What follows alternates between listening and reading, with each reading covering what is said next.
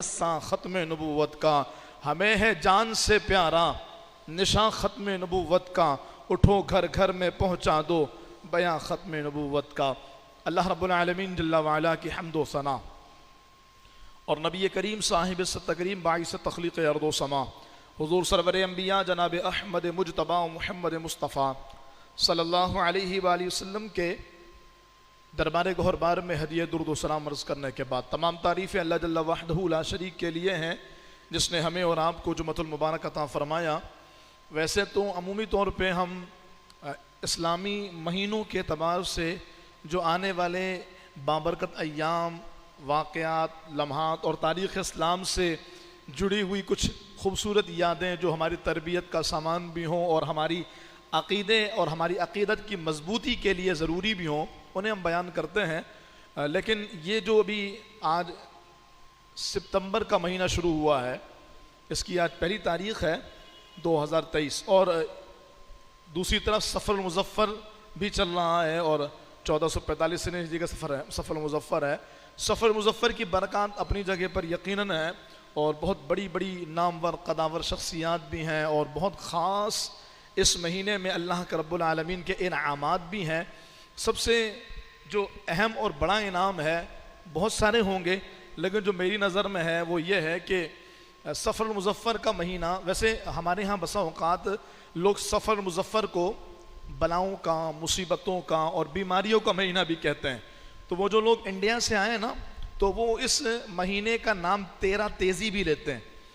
وہ ان کے بقول اس کے شروع کے 13 دن بڑے تیز ہوتے ہیں جس میں بلائیں اترتی ہیں۔ تو یہ یاد رکھیے، بلائیں تو ہر اس گھر میں اترتی ہیں اور ہر اس بندے پر اترتی ہیں جو فجر کی نماز نہیں پڑھتا، جو ظہر نہیں پڑھتا، جو عصر نہیں پڑھتا، مغرب نہیں پڑھتا، عشاء نہیں پڑھتا، جو ماں باپ کا نافرمان ہے، اللہ رسول کا باغی ہے اور گناہوں میں زندگی گزارتا ہے۔ بلائیں تو ہر اس بندے پر اترتی ہیں، اور اس کے لیے سفر المظفر کی کیا قید؟ رمضان المبارک میں شب قدر میں بھی بلا اس پر اترے گی، یعنی اللہ کا عذاب اترے گا، اللہ کی ناراضی اترے گی۔ اللہ کی ناراضگی سے بڑی مصیبت اور کیا ہے؟ تو یہ تو شب قدر میں بھی اترے گی اگر بندہ اللہ کی نافرمانی کرے۔ تو اس تناظر میں عرض کروں کہ جو ہمارے یہاں سفر المظفر کے حوالے سے ایک کانسیپٹ ہے کہ بلائیں اترتی ہیں، مصیبتیں اترتی ہیں، یہ بالکل غلط اور بے بنیاد ہے۔ اور سفر المظفر تو بلکہ اس اعتبار سے بابرکت مہینہ ہے کہ جب ہم دیکھیں نا سفر المظفر کو، تو یہ وہ مہینہ ہے جو ہمیں ماہ ربیع الاول سے قریب کر رہا ہے۔ اور جو لوگ مدینہ شریف جا چکے ہیں، اللہ ان کو بار بار لے کر کے جائے، جو نہیں گئے ہیں کم از کم ایک بار تو جاگتی آنکھوں سے دیکھ آئیں انشاءاللہ گنبد خضرا کی تجلیات اور کعبہ مشرفہ کا وہ جلال کہ جو نہ کیمرے کی آنکھ اپنے اندر قید کر سکتی ہے اور نہ کوئی لفظوں میں بیان کر سکتا ہے۔ کسی نے کہا کہ پیارے محبوب علیہ السلام کے مدینے کی شان کیا ہے؟ تم نے جنت کا تذکرہ سنا ہے، میں نے اس کا نظارہ کیا ہے، میں یہاں سے تمہیں کیا بتا دوں ان کی نگری کی گلیوں میں کیا ہے۔ تو یہ آنکھوں سے دیکھا ہوا بندہ بھی نہیں بتا سکتا اور نہ ہی کوئی کیمرہ اس کو قید کر کے آپ تک پہنچا سکتا ہے، وہ جو تجلیات وہاں پر اترتی ہیں۔ تو میں اس تناظر میں یہ بات عرض کر رہا ہوں کہ جو لوگ مدینہ شریف جاتے ہیں تو ان کے پاس پاکستانی پاسپورٹ ہے، پاسپورٹ پر ویزا لگا ہوا ہے اور ایئر لائن کا ٹکٹ ہے۔ ایئر لائن پہ بہت سارے لوگ سفر کرتے ہیں، دنیا سفر کرتی ہے، پاسپورٹ ہر دوسرے تیسرے بندے کے پاس ہوتا ہے، لیکن وہ پاسپورٹ جس پر مدینے کا ویزا لگا ہو اور وہ ایئر لائن کا ٹکٹ جو آپ کو مدینے یا مکہ پاک لے کر کے جانے کے لیے ہو، تو ہم نے دیکھا ہے کہ لوگ فرتے محبت میں اس کو چومتے ہیں کہ بھائی یہ مدینہ تو نہیں ہے، یہ مکہ تو نہیں ہے، یہ حج تو نہیں کرائے گا تمہیں۔ وہ کہیں گے کہ یہ اصل میں ذریعہ ہے ان بارگاہوں تک پہنچنے کا۔ تو جیسے ویزا، پاسپورٹ اور ٹکٹس یہ ذریعہ ہے مکہ پاک اور مدینہ پاک جانے کا، ایسے ہی سفر المظفر ذریعہ اور وسیلہ ہے ہمیں اس نور والے آقا کے نورانی مہینے تک پہنچانے کا، جس کے بارے میں کسی نے خوبصورت بات کہی، یہ کہہ کے در حق سے لی موت سے کچھ مہلت، میلاد کی آمد ہے محفل کو سجانا ہے۔ اللہ سے عرض کی، اللہ اگر موت آ رہی ہے نا تو تھوڑی سی مہلت دے دے، اتنا موقع دے دے کہ اس بار حضور کا میلاد منا لیں، اس بار حضور علیہ السلام کا ذکر کر لیں، پھر بھلے ہم اللہ کے نبی کے علیہ السلام کے نام پہ قربان ہو جائیں۔ تو سفر المظفر کا مہینہ تو برکتوں والا ہے اور اس پر گفتگو ہو سکتی ہے، لیکن میرا ٹاپک اور ہے۔ میں نے عرض کی کہ عیسوی اعتبار سے 2023 میں یہ ستمبر کا مہینہ ہے، اور بالکل ستمبر کی ابتدائی ہفتے میں ہی کہہ لیجئے ہماری عظیم تاریخیں اور مسلمانوں کے دو یادگار ترین دن، کہ جب ایک دن ہم نے اپنی جغرافیائی سرحدوں کا تحفظ کیا اور دوسرے دن ہم نے اپنے نظریاتی سرحدوں کا تحفظ کیا۔ یہ الگ بات ہے کہ سال مختلف تھے، جب جغرافیائی سرحدوں کا تحفظ ہوا تو 1965 تھا، اور جب نظریاتی سرحدوں کا تحفظ ہوا تو 1974 تھا۔ اور یقیناً یہ دو بڑے کام اور دو بڑے ایونٹس ہیں جو اس مہینے میں ہوتے ہیں۔ پاکستان کی تناظر میں، پاکستان کی سرحدوں کی حفاظت کے تناظر میں 6 ستمبر یوم دفاع پاکستان ہے۔ یقیناً یہ اللہ کا بہت بڑا انعام اور احسان ہے۔ پاکستان اللہ پاک سے رہتی دنیا تک قائم رکھے، اور اللہ تعالیٰ اس پر جو بلائیں، مصیبتیں، پریشانیاں ٹوٹی ہیں، اللہ تعالیٰ ان پریشانیوں اور آزمائشوں کو دور فرمائے، اور جلد اللہ پاک ہم پر اپنی رحمتوں، راحتوں، آسائشوں اور اللہ پاک اپنے فضل و کرم کی بارش برسائے۔ ہمیں اسی سے امید ہے۔ دنیا والوں نے تو ساری امیدیں ختم کر دی ہیں، بہت ساری باتیں ہو رہی ہیں، نہ میں اس کو یہاں پہ کرنا چاہتا ہوں، نہ کرنے کا کوئی فائدہ ہے۔ ہر دوسرا بندہ پریشان ہے، ہر دوسرا بندہ ہی شکوہ، شکایت اور آزمائشوں کا شکار ہے۔ تو میں ان پریشانیوں کو کرنے کے بجائے بس اتنا ضرور کہوں گا کہ یقیناً وہ میرے رب کے لیے ان میں سے کسی بھی پریشانی کو ختم کرنا کوئی بڑی بات نہیں ہے۔ رب چاہے تو ایک لمحے میں یہ پریشانیاں دور ہو سکتی ہیں۔ ہمیں یہ چاہیے کہ ہم ان پریشانیوں کو دور کرنے کے جو ہمیں اللہ تعالیٰ نے ذرائع بیان فرمائے، ان پریشانیوں کے دور کرنے کے ذرائع پہ عمل کریں۔ اللہ فرماتا ہے مَن يَتَّقِ اللَّهَ يَجْعَلْ لَهُ مَخْرَجًا، جو اللہ تعالیٰ سے ڈرتا ہے اللہ اس کے لیے راہ نکال دیتا ہے۔ ہم بجلی کے بلوں سے ڈر رہے ہیں، ہم پیٹرول کی قیمتوں کے بڑھنے سے ڈر رہے ہیں، ہم اشیاء خرد و نوش کی بہت زیادہ مہنگے دام و فروخت سے ڈر رہے ہیں، ہم زندگی کے شب و روز ہم پر تنگ ہو گئے ہیں، اس بات سے ڈر رہے ہیں۔ کسی نے قرضے لیے ہیں وہ ڈر رہا ہے، کسی کا کاروبار ہے چل نہیں رہا وہ ڈر رہا ہے، کوئی جاب پر جا رہا تو اس کو نکالنے جانے کا ڈر ہے وہ ڈر رہا ہے، کوئی بے روزگار ہے تو فاقوں کے ڈر کا شکار ہے۔ یقیناً یہ ساری پریشانیاں اپنی جگہ پر ہیں، میں ڈینائی بھی نہیں کر رہا ہوں، اور میں یقیناً آپ ہی کے اندر کا ایک فرد ہوں تو ان سارے حالات سے بخوبی طور پہ واقف ہوں کہ یہ یہاں پر کیا صورتحال ہے۔ لیکن اس کے باوجود آپ کو اور میرا رب فرماتا ہے مَن يَتَّقِ اللَّهَ، اگر کوئی بجلی کے بل کا ڈر، لوگوں کا ڈر، زمانے کا ڈر، ادھر کا ڈر ادھر کا ڈر، یہ سب ختم کرے اور اللہ سے ڈرے، يَجْعَلْ لَهُ مَخْرَجًا، اللہ فرماتا ہے میں اس کے لیے راستہ نکال دیتا ہوں۔ جہاں پر کوئی راہ نہ ہو، جہاں پر کچھ سجائی نہ دے، جہاں پر بچنے کی کوئی امید باقی نہ رہے، اللہ فرماتا ہے وہاں پر اگر تم میرا خوف اختیار کرو، اور اللہ کا خوف کیا ہے؟ راہ چلتے آنکھوں کی حفاظت ہو رہی ہو، اپنی زبان کی حفاظت ہو رہی ہو، اپنے کھانے پینے کی حفاظت ہو رہی ہو کہ کوئی حرام نہ کھائیں، کسی کا حق نہ کھا لیا جائے، کسی کو نہ حق نہ ستایا جائے، اور اس طرح کی بہت ساری چیزیں حقوق اللہ اور حقوق العباد میں سے، نمازوں کی پابندی ہو، اللہ رسول کی اطاعت ہو۔ اللہ فرماتا جو مجھ سے ڈرے گا يَجْعَلْ لَهُ مَخْرَجًا وَيَرْزُقْهُ مِنْ حَيْثُ لَا يَحْتَسِبُ، اور اللہ فرماتا اس کو وہاں سے رزق دوں گا جہاں سے اس کا گمان بھی نہیں ہے، بے گمان روزی، وہ کہتے ہیں نا غیبی رزق، یہ کیا ہوتا ہے؟ فرما وہاں سے اس کو رزق دوں گا جہاں اس کا گمان بھی نہیں ہے۔ تو اس مصیبت کے دور میں اور اس پریشانیوں کی شدت میں مجھے اس کے علاوہ اور کوئی حل نظر نہیں آتا کہ ہم اپنے رب کی بارگاہ میں رجوع کر جائیں۔ ہم اپنے رب، یعنی ہمارے چیخنے چلانے اور بہت سارا شور مچانے سے نہ تو پیٹرول کی قیمتیں کم ہو رہی ہیں، نہ ہی ہماری جو ہے نا وہ ضروریات زندگی میں کوئی بہتری آ رہی ہے، نہ معاشی بحران ختم ہو رہا ہے۔ عیاشیاں کرنے والوں نے عیاشیاں کی، ملک کو لوٹا اور نکل گئے۔ قوم جو ساری زندگی ان کے عیاشیوں کے لیے کماتی رہی، پستی رہی، وہ غریب آج بھی پس رہی ہے۔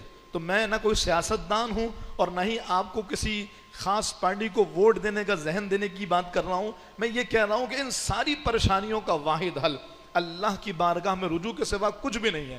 یعنی ہم تھوڑا سا اور آزما لیں، اگر ہم یہ چاہتے ہیں کہ یہ پریشانیاں تو ختم نہیں ہو رہی ہیں، چلو یار تھوڑا سا اور محنت کرتے ہیں، تھوڑی اور اپنی استعداد بڑھاتے ہیں۔ میں آپ کو کہتا ہوں آپ 2 4 8 10 سال بھی محنت کر لیں مزید، لیکن حل وہی ہے کہ رب کی طرف آنا پڑے گا، اللہ کی بارگاہ کی طرف لوٹنا پڑے گا، اللہ کی طرف رجوع کرنا پڑے گا۔ وہ کہیں پر میں نے ایک روایت پڑھی تھی اور سنی تھی، تو میں اس کو جب بیان کرتا تھا تو مجھے یہ محسوس ہوتا تھا یار ایسا کب ہوتا ہے۔ وہ روایت کیا ہے میں آپ سے بیان کروں۔ رسول اللہ صلی اللہ تعالیٰ علیہ وسلم کے فرمان کا مفہوم ہے کہ نیکی کی دعوت دو اور برائی سے منع کرو، یعنی لوگوں کو نیکی کی طرف بلاؤ اور گناہوں سے روکو۔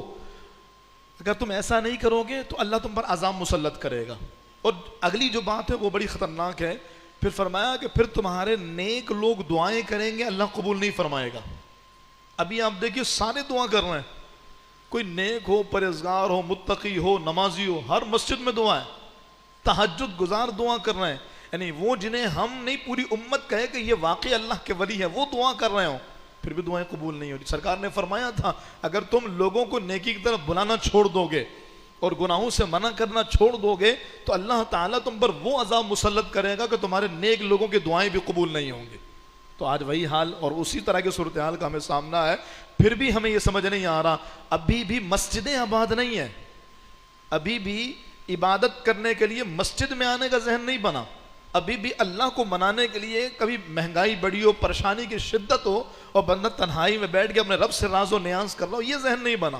یہ ذہن ہے کہ یار کوئی اوور ٹائم کر لیتے ہیں، یار کہیں کوئی پارٹ ٹائم جاب مل جائے، یار کوئی اور ذریعہ بن جائے، کوئی کاروبار بڑھایا جائے، کہیں اور انویسٹ کیا جائے، کوئی باہر اپنی انویسٹمنٹ کی جائے تاکہ کہیں سے کوئی طریقہ، کوئی سورس آف انکم میں اضافہ ہو سکے۔ ہماری یہ سوچ ہے، حالانکہ پھر میں وہی بات عرض کروں گا، آپ سورس آف انکم بڑھاتے جائیے لیکن بالآخر آپ کو آنا اپنے رب کی طرف ہی پڑے گا، یا تو بخوشی آ جائیے یا بامر مجبوری آ جائیے، آنا رب کی طرف ہے اور مسائل و پریشانیوں کا حل یہ اللہ تعالیٰ ہی کی بارگاہ میں۔ بہرحال میں یہ عرض کر رہا تھا کہ 6 ستمبر یوم دفاع پاکستان ہے، اللہ پاک میرے پاکستان کو آباد رکھے، پریشانیاں دور کرے، کثرت سے استغفار، اللہ کی طرف رجوع، انشاءاللہ ان پریشانیوں میں ہمارا بڑا معاون ہوگا اور ان پریشانیوں سے نجات کے لیے اللہ تعالیٰ کی رحمت ہماری مددگار ہوگی۔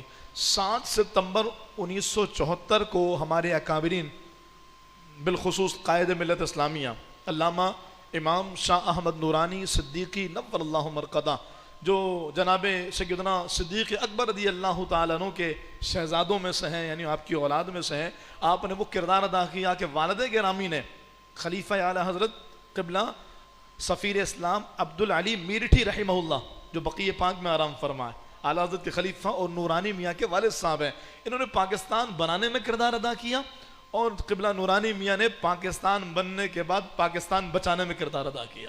اور 7 ستمبر 1974 کو منکرین ختم نبوت کو یعنی قادیانیوں کو پاکستان کی آئین میں غیر مسلم قرار دیا گیا۔ یہ کام تو ہمارے بزرگوں نے کر لیا، لیکن اس کے بعد اور بہت سارے کام تھے جو آج تک ہم نہیں کر سکے۔ ان بہت سارے کاموں میں ایک بہت بڑا کام یہ تھا کہ جب ہمیں پتہ لگا نا کہ یار یہ جو قادیانی ہیں یہ کافر ہیں، تو پھر ہم نے ان کے حوالے سے نہ تو کچھ سیکھا اور نہ ہی ہم نے اپنی معلومات بڑھائیں، بلکہ میں چلے دوسرے زاویے سے آپ کو عرض کروں، کوئی کہے یار ان کے حوالے سے کیوں سیکھیں، میں دوسرے زاویے سے عرض کروں۔ جب بتا دیا نا کہ یہ قادیانی کافر ہیں تو ہم نے پھر ختم نبوت کے حوالے سے انتہائی غفلت کا شکار ہو گئے۔ ہم نے عقیدہ ختم نبوت کو یا تو میٹرک کے ایگزام دینے کے لیے یا انٹر کے ایگزام دینے کے لیے یاد تو کیا ہوگا، جیسے عقیدہ توحید یاد کرتے ہیں ہم، عقیدہ رسالت یاد کرتے ہیں، ایسے ہی عقیدہ ختم نبوت بھی ایک مضمون آتا ہے جو ہمیں مختلف کلاسز میں لکھنا ہوتا ہے۔ اس حد تک تو ہمارے بچوں نے رٹے مار کر کے عقیدہ ختم نبوت کو یاد تو کیا ہوگا، لیکن بنیادی طور پر اس عقیدے کی حساسیت، اس عقیدے کی اہمیت اور اس عقیدے میں ہمارا کتنا اہم کردار ہونا چاہیے، ہمارے بچوں کو اس حوالے سے کتنی زیادہ اویئرنیس ہونی چاہیے، یہ بالکل بھی ہمیں اس طور پر اس بات کا قطعی طور پر علم نہیں ہے۔ میں نے پچھلے جمعے بھی یہ بات عرض کی تھی اور پہلے بھی کہتا رہا ہوں کہ بھرے مجمع میں اگر یہ سوال ہو جائے کہ ختم نبوت کے حوالے سے قرآن کریم کی کوئی 4-5 آیتیں کسی کو یاد ہوں، کوئی 2 آیتیں یاد ہوں تو بتا دیں، تو وہ پورے بھرے مجمع میں بھی شاید ہی کوئی ایسے بندے نکل آئے جو ان کو یاد ہو، ورنہ عمومی طور پر تو لوگوں کو ما کانا محمد، یہ والی آیت کریمہ بھی جو سورہ احزاب کی ہے، یہ بھی صحیح سے یاد نہیں ہوں گے۔ حالانکہ ختم نبوت کا عقیدہ اتنا اہم ہے کہ رسول اللہ صلی اللہ تعالیٰ علیہ وآلہ وسلم نے خود اس کی اہمیت اور اس کی جو حساسیت اس کو بار بار بیان فرمایا. یعنی آقا دو عالم علیہ السلام اگر کسی بات کو ایک مرتبہ ارشاد فرما دیں کہ یہ بات ہے تو ہے، بس ختم ہو گئی. لیکن سرکار نے بار بار کبھی ادھر سے کبھی ادھر سے کبھی ایسے کبھی ویسے ہر انداز سے مختلف جہتوں سے مختلف زاویوں سے مختلف طریقوں سے اور مختلف انداز سے میرے محبوب علیہ السلام نے اپنی امت کو اس عقیدے کی اہمیت، حساسیت اور اس عقیدے کے حوالے سے پختگی سیکھنے اور رکھنے کا درس دیا. لیکن ہماری غفلت کا عالم یہ ہے کہ ہم نے سمجھا کہ 74 کے آئین میں جب منکرین ختم نبوت کو غیر مسلم قرار دے دیا گیا قادیانیوں کو، تو مطلب اب اس عقیدے سے ہم بری ذمہ ہو گئے. حالانکہ یہ تو ایک طبقہ تھا نا کہ جس نے ختم نبوت پر ڈاکہ ڈالا تھا. رسول اللہ صلی اللہ تعالی علیہ وآلہ وسلم کی حدیث پاک ہے، سرکار فرماتے ہیں میری امت میں 30 کے قریب کذاب ہوں گے، دجال. فرمایا ان میں سے ہر ایک نبوت کا جھوٹا دعویٰ کرے گا. کتنے آ چکے یہ ہمیں نہیں معلوم اور کتنے آئیں گے یہ بھی ہمیں نہیں معلوم. تو جو آنے والے ہیں ان فتنوں کے لیے کیسے تیار کیا جائے گا؟ ایک ذکری فتنہ ہے جو آپ کے بلوچستان کی سرزمین پر انتہائی مضبوط ہو چکا، اپنا خانہ کعبہ بن گیا، اپنی کتاب بن گئی اور معاذ اللہ اپنے نبی بنا لیے اور عقیدہ ختم نبوت پر اتنا بڑا ڈاکہ ڈالا. لیکن ہم تو اس بات پر خوش ہیں کہ ہمارے اکابرین نے 74 کے آئین میں قادیانیوں کو غیر مسلم قرار دلوا دیا. قادیانیوں کو غیر مسلم تو قرار دلوایا گیا، لیکن عقیدہ ختم نبوت کے حوالے سے ابھی بھی اس بات کا امکان تو موجود ہے کہ کوئی دوسرا فتنہ کھڑا ہو اور اس عقیدے پر نقب زنی کر لے، کوئی دوسرا فتنہ آئے اور اس عقیدے کے حوالے سے ایمان کو برباد کر دے. لیکن ہمارے ہاں تو اس حوالے سے نالج بھی نہیں ہے اور نہ سیکھنے کا ذہن ہے کہ عقیدہ ختم نبوت کے حوالے سے اسلام اور دین اور شریعت ہمیں کیا بتاتی ہے اور ہمیں اس عقیدے کے حوالے سے کتنا مضبوط ہونا چاہیے. میں آپ سے عرض کروں قرآن کریم برہان رشید میں کم و بیش 200 سے زائد آیتیں ایسی ہیں جو عقیدہ ختم نبوت پر دلالت کرتی ہیں. 200 سے زائد، اور یہ میں لائیو کہہ رہا ہوں اور پوری ذمہ داری سے کہہ رہا ہوں. یعنی اس کا مطلب یہی ہے کہ ایسا نہیں ہے کہ کسی نے تکا مارا ہو اور مبالغہ کر دیا ہو اور بعد میں آپ مجھ سے پوچھیں تو میں آپ کو کہوں یار یہ تو میں مبالغتاً کہہ گیا تھا. ایسا نہیں ہے. یہ باضابطہ صاحبان علم نے اس بات پر تحقیق کر کے اور انہی کی تحقیق کو میں آپ تک پہنچا رہا ہوں کہ قرآن کریم میں 200 کے قریب آیات ایسی ہیں جو عقیدہ ختم نبوت پر دلالت کرتی ہیں، یا تو صراحتاً دلالت کرتی ہیں یا دلالتاً یا پھر اشارتاً یا پھر استدلالاً. کسی طرح بھی یہ عقیدہ ختم نبوت کی طرف ہماری رہنمائی کرتی ہیں. لیکن ہمیں تو ایک آیت بھی صحیح سے یاد نہیں. یہ ضرورت ہے اس دور کی کہ ہمیں عقیدہ ختم نبوت پر کچھ نہ کچھ ایسی معلومات ہوں کہ اللہ نہ کرے یہ قادیانی نہیں کوئی اور فتنہ بھی اگر عقیدہ ختم نبوت پر نقب زنی کی کوشش کرے تو ہم اس حوالے سے اپنا عقیدہ قرآن و حدیث کی روشنی میں بھرپور طریقے سے جانتے ہوں. میں آپ سے عرض کروں یہ جو منکرین ختم نبوت ہیں یہ تقدم مکانی اور تقدم زمانی اس کا دھوکہ دیتے ہیں اور اس کا دھوکہ دے کہ جی سرکار علیہ السلام جو آخری نبی ہیں سرکار علیہ السلام کی یہ ختم نبوت جو ہے وہ ختم نبوت مکانی ہے، ختم نبوت زمانی نہیں. اب ایک عام بندہ یہ زمانی اور مکانی سے کیا مراد ہے؟ میں آپ سے عرض کروں ختم نبوت مکانی کا مطلب یہ ہوتا ہے کہ سرکار مرتبے کے اعتبار سے سرکار سے بڑا کوئی نہیں ہے. تو یہ آقا دو عالم علیہ السلام کی ختم نبوت مکانی ہے. بات سمجھیے گا، آقا دو عالم علیہ السلام کی ختم نبوت مکانی یعنی آپ کے مقام اور مرتبے کے اعتبار سے اللہ نے آپ کو وہ مقام دیا جو اولین و آخرین میں کسی کو بھی نہیں دیا. تو یہ ختم نبوت مکانی ہے. لیکن ہمارا یہ عقیدہ ہے کہ اللہ تعالیٰ نے میرے اور آپ کے نبی جناب احمد مجتبیٰ محمد مصطفیٰ صلی اللہ علیہ وآلہ وسلم کو ہر اعتبار سے آخری نبی بنایا. تقدم ختم نبوت مکانی، ختم نبوت زمانی، ہر اعتبار سے حضور آخری نبی ہیں. یعنی اس اعتبار سے بھی کہ حضور سے بڑھ کر مقام و مرتبے میں کوئی نہیں، یہ ختم نبوت مکانی ہے. اور حضور کے بعد کوئی نبی نہیں، یہ ختم نبوت زمانی ہے.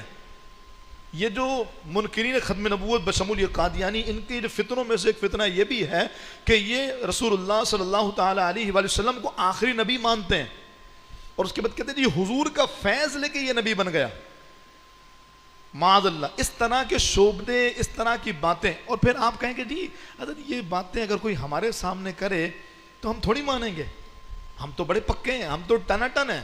اسی ٹناٹن نے تو بیڑا غرق کر دیا ہمارا نا، کہ ہم نے خود کو ٹناٹن سمجھا اور اندر سے کھوک لے رہے، چاہے وہ میلاد مصطفیٰ کے حوالے سے ہوں، اختیارات مصطفیٰ کے حوالے سے ہو، یا کسی اور دیگر عقیدے کے اعتبار سے، ہم ٹناٹن ہیں۔ ٹناٹن نے ہمیں بالکل ہی علم سے عاری کر دیا۔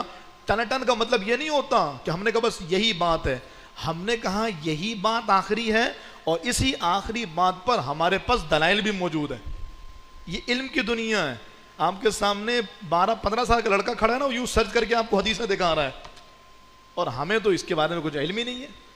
تو میں آپ سے عرض کروں، اگر کوئی یہ کہتا ہے کہ میں تو بڑا پکا ہوں، میں تو بات کیسے مانوں گا، یہ جو مولانا صاحب باتیں بتا رہے ہیں، یہ باتیں اگر کوئی میرے سامنے کرے گا تو میں اس کی باتوں کو مانوں گا ہی نہیں، میں اس کا منہ توڑ دوں گا۔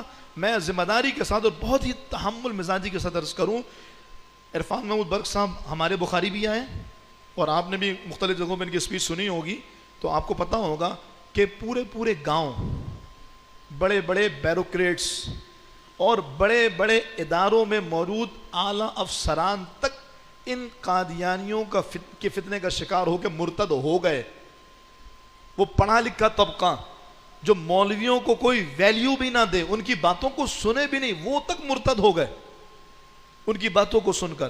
تو بس میں صرف یہ بتانا چاہ رہا ہوں، میرے پاس وقت نہیں ہے کہ میں آپ کو تفصیل سے اس پہ کلام کروں، لیکن اتنا ضرور ہے کہ اس عقیدے کی حساسیت کو سمجھیے، اور کم از کم اتنی نالج تو ہو ہمیں کہ اگر کوئی ہم سے عقیدہ ختم نبوت پر گفتگو کرے تو ہمارے پاس چند آیتیں اور چند حدیثیں ایسی ہوں جو ہم حضور کی ختم نبوت کے حوالے سے برجستہ بیان کر دیں، اور یہی حدیثیں اپنے بچوں کو بھی یاد کرائیں۔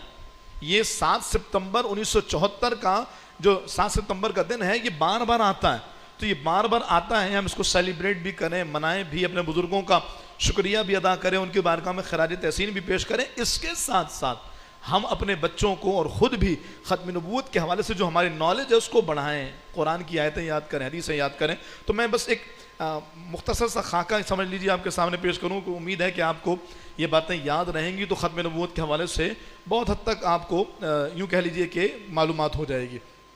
جو قرآن کریم کی آیات ہیں ختم نبوت کے حوالے سے، اس میں جو آیتیں بالکل صراحتاً رسول اللہ صلی اللہ تعالیٰ علیہ وآلہ وسلم کی ختم نبوت پر دلالت کرتی ہیں، اس میں ایک تو وہ آیت ہے وَإِذْ أَخَذَ اللَّهُ مِيثَاقَ النَّبِيِّينَ لَمَا آتَيْتُكُم مِّن كِتَابٍ وَحِكْمَةٍ، کہ جب اللہ نے انبیاء کرام سے وعدہ لیا کہ تمہیں نبوت ملے گی اور اللہ تعالیٰ تمہیں مرتبہ نبوت عطا فرمائے گا، پھر جب میرا نبی آئے جو تمہاری تصدیق کرے گا تو تم ضرور اس پر ایمان لے کر کے آنا۔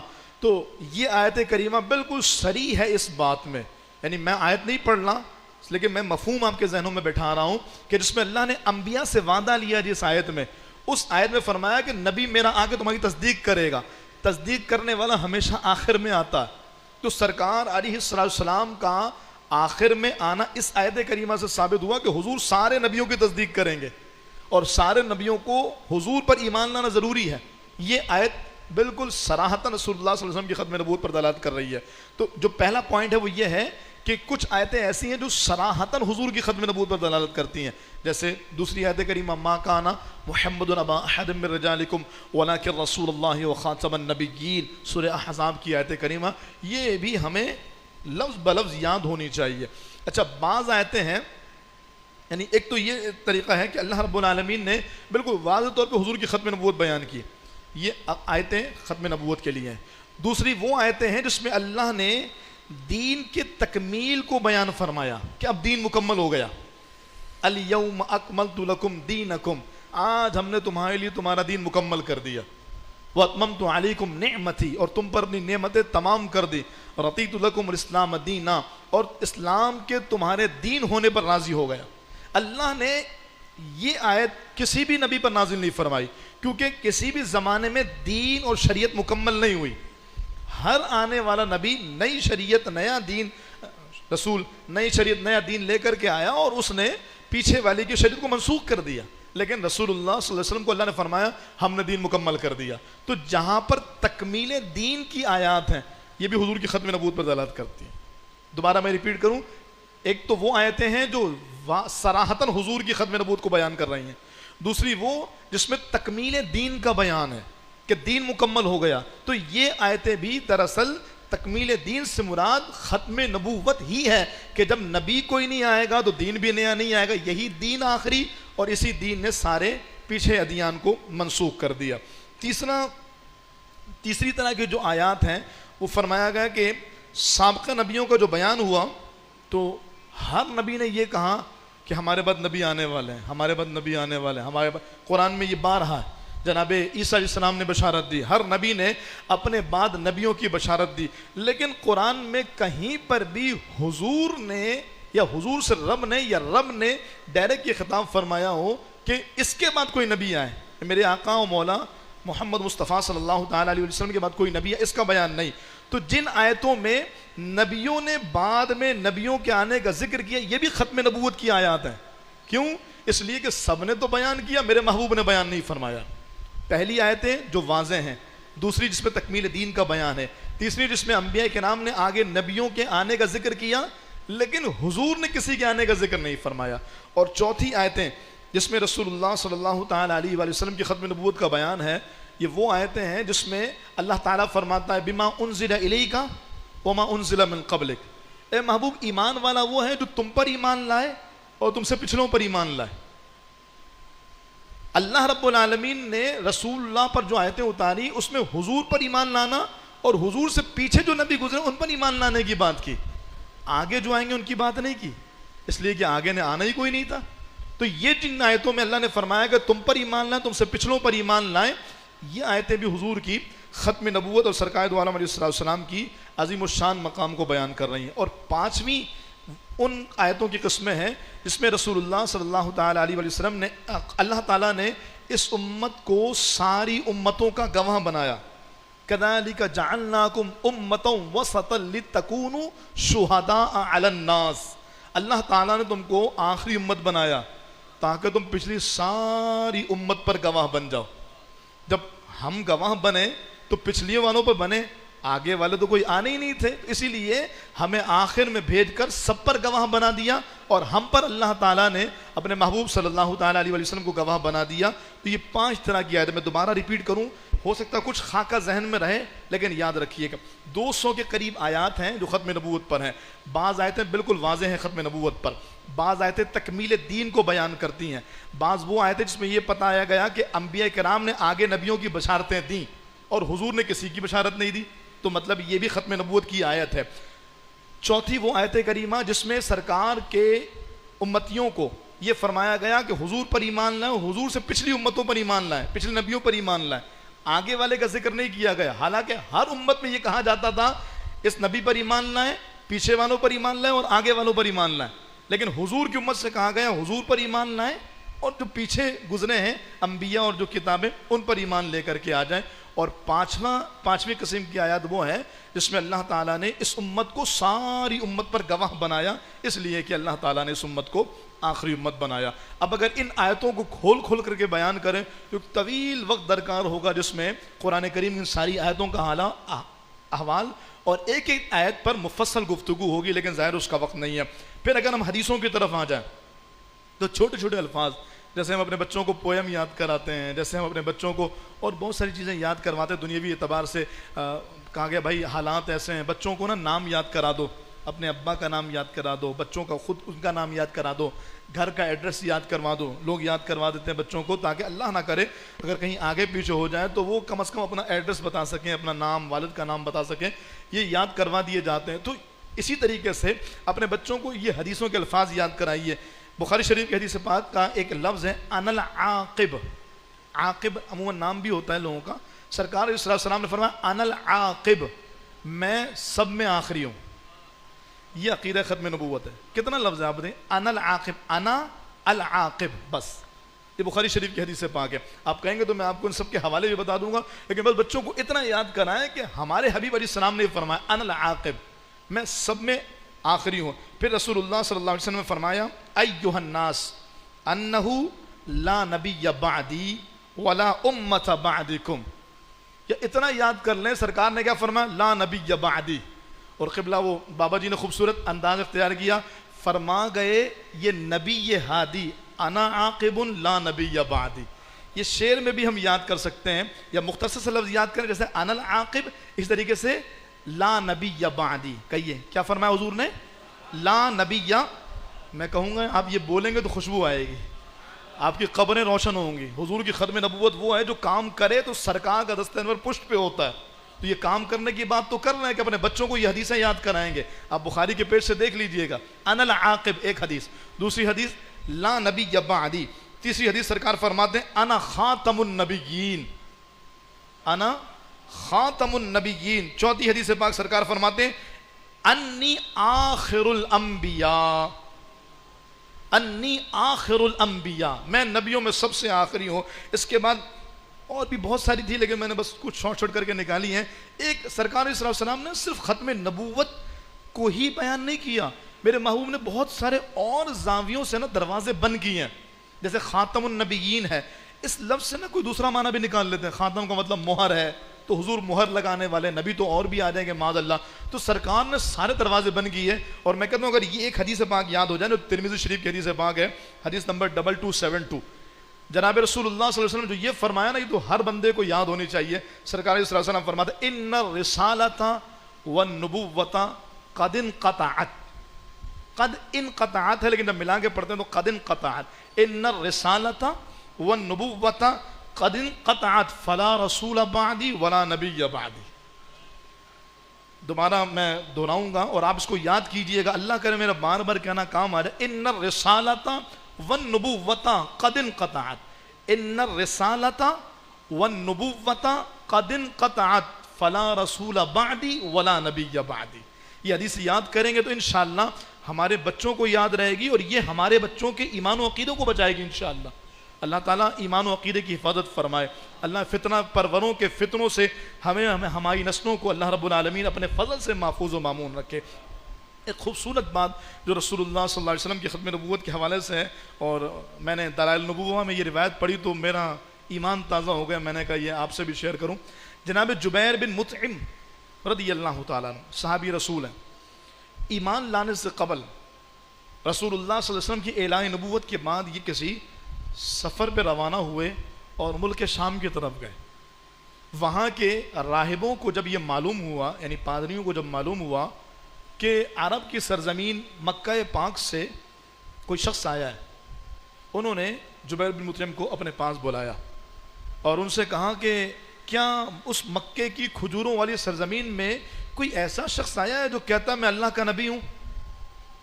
تو جناب جبیر بن مطعم نے کہا ایک ایسا تو ہے، یعنی حضور نے اعلان نبوت کر لیا تھا. انہوں نے کہا ایک ایسا تو ہے کہ جنہوں نے یہ اعلان کیا ہے. تو کہا پھر کیا ہوا ہے؟ کہا نہیں، ابھی ہم نے ان کی بات مانی نہیں ہے، بلکہ سارا مکہ ان کا مخالف ہو گیا. تو پادریوں نے کہا اچھا ہمارے پاس آخری آنے والے نبی کی تصویر موجود ہے جو اللہ تعالیٰ نے ہمیں ہمارے نبیوں کے ذریعے عطا فرمائی ہے، تو وہ تصویریں ہم تمہیں دکھاتے ہیں. کیا ان تصویروں میں وہ بندہ موجود ہے جو مکے کی سرزمین میں جس نے اعلان فرمایا ہے؟ تو اس کے بعد وہ کہتے ہیں کہ وہ مجھے ایک چھوٹے گرجا گھر میں لے گئے جہاں بہت ساری تصویریں لگی ہوئی تھی. انہوں نے کہا دیکھو اس میں وہ شخص موجود ہے. کہتے ہیں میں نے چاروں طرف دیوانوں پر دیکھا تو اس میں رسول اللہ صلی اللہ علیہ وسلم کی تصویر نہیں تھی. کہتے ہیں پھر مجھے دوسرے گرجا گھر لے کے گئے. کہتے ہیں میں نے وہاں پر بھی دیکھا تو مجھے وہاں بھی تصویر نظر نہیں ہے. پھر ایک بہت بڑے گرجا گھر میں لے کر کے گئے تو میں نے جیسی نظر دوڑائی تو مجھے سامنے ہی محمد رسول اللہ کی تصویر نظر آ گئی صلی اللہ علیہ وآلہ وسلم. تو کہتے ہیں میں نے اب کی بار ان پادریوں سے کہا کہ ہاں اس گرجا گھر میں ان کی تصویر موجود ہے، پچھلے دونوں میں نہیں تھی، لیکن اب کی بار میں نہیں بتاؤں گا، تم مجھے بتاؤ وہ کون ہے، اب میں تصدیق کروں گا کہ وہی ہیں. تو پھر ان پادریوں نے سب نے جا کر کے حضور کی تصویر پر ہاتھ رکھا کہ یہ ہیں وہ نبی آخر الزمان کہ جن کے لیے کائنات بنائی گئی ہے، جن کو اللہ تعالیٰ نے اپنا محبوب بنایا. سارے نبیوں نے جن کے آنے کی بشارت دی ہے اور سب ہی ان کے قصیدے پڑھتے رہے. کہا یہ وہ نبی ہیں کہ جنہوں نے اعلان نبوت فرمایا. جبیر بن مطعم کہتے ہیں میں نے کہا ہاں یہی وہ ہیں. ایک عجیب اور خوبصورت بات یہ تھی کہ ان کے قدموں میں ایک شخص بیٹھا تھا. تو انہوں نے مجھ سے پوچھا بتاؤ یہ کون ہے؟ میں نے کہا یہ تو وہ ہیں جنہوں نے سب سے پہلے ان پر اسلام قبول کیا ہے. کون؟ جناب سیدنا صدیق اکبر رضی اللہ تعالیٰ. دلائل نبوہ میں صاحب دلائل نبوہ نے اس بات کو بیان کر کے فرمایا یہ صحیح حدیث پاک ہے جو حضور کی ختم نبوت کو بیان کرتی ہے کہ پچھلی کتابوں میں بھی نہ صرف یہ کہ حضور کی ختم نبوت کو بیان کیا گیا بلکہ حضور کے چہرے انور کو بھی لوگوں پہ واضح کر دیا گیا تاکہ کسی قسم کا کوئی اشتباہ باقی نہ رہے اور دنیا کو یہ بالکل واضح طور پہ معلوم ہو جائے کہ اللہ تعالیٰ نے انہی نبی امام الانبیاء خاتم المرسلین جناب رحمت للعالمین صلی اللہ علیہ وسلم کو ساری کائنات میں سب سے آخری نبی بنا کر کے بھیجا. 7 ستمبر اسی دن کو یاد کرنے اور اپنے عقیدے کو مضبوط کرنے کا دن ہے. آپ یہاں پر یہ باٹل بھی دیکھ رہے ہوں گے, یہ کوئی ایڈورٹائزمنٹ نہیں ہے, صرف بتانا یہ ہے کہ اس انداز کے ذریعے بھی ہم اپنے بچوں کو یاد کر. یہ کیا ہے یار 7 ستمبر 1974 تھینکس نیشنل اسمبلی, یہ کیا ہے؟ یہ بس ایک دماغ میں چیزوں کو ڈالنا ہے اپنے بچوں کی اس بنیاد پر کہ جب ان کے دماغ بالکل کورے کاغذ ہیں اس کاغذ پر اس عقیدے کو ثبت کرنا ہے, اس عقیدے کو ڈالنا ہے کہ یہ اسی وقت ہوگا جب ہم خود اس عقیدے کے حوالے سے مضبوط ہوں گے. اللہ رب العالمین کی بارگاہ میں دعا ہے اللہ تعالی ہم سب کو عقیدہ ختم نبوت کا پہرہ بنائے, محافظ بنائے, اس عقیدے کی حساسیت کو سمجھ کر کے اپنی نسلوں کے اندر بھی اس عقیدے کی اہمیت اور افادیت کو اللہ اجاگر کرنے کی توفیق عطا فرمائے. جن عظیم قائدین نے پاکستان کی نیشنل اسمبلی سے ان قادیانیوں کو غیر مسلم قرار دلوایا, اللہ پاک ان کی برکت پہ کروڑوں رحمتیں نازل فرمائے. اور وہ کام کا آغاز تھا, اللہ اپنے فضل سے ہمیں مل کر اس کام کو منطقی انجام تک پہنچانے کی توفیق رفیق عطا فرمائے. آمین بجاہ النبی الامین وما علیہ الا البلاغ.